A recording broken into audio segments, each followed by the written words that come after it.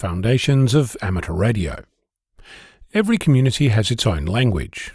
As a member of that community, you learn the words, their meaning, and their appropriate use.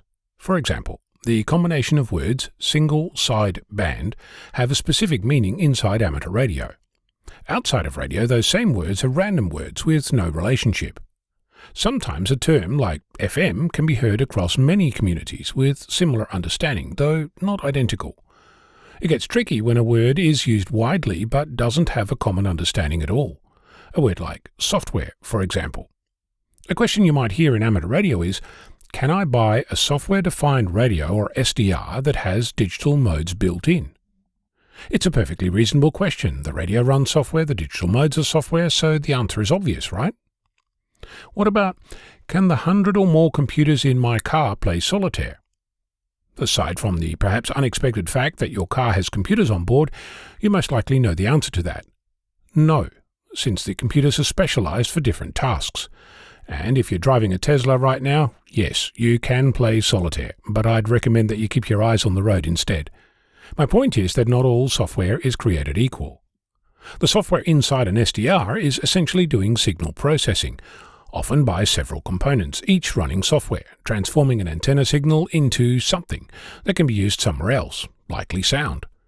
The applications WSJTX and FLDigi, both software, use a computer running Linux, macOS or Windows software to decode and encode digital modes while providing a way for you to interact with it. Software running on software.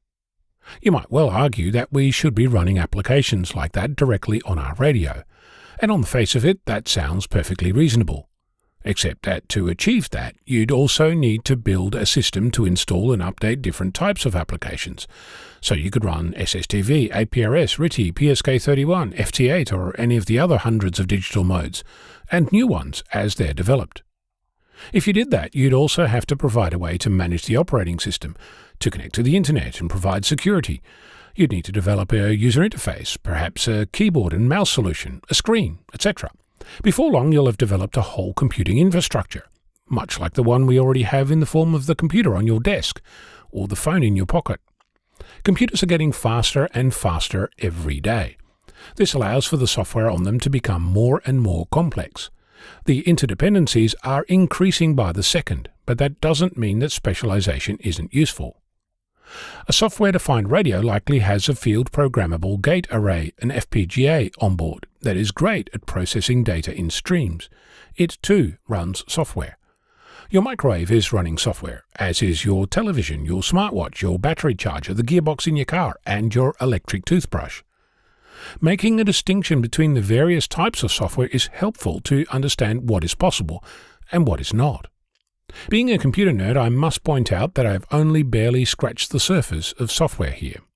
In case you're curious, microcode, firmware, hardware abstraction, the rabbit hole goes very deep.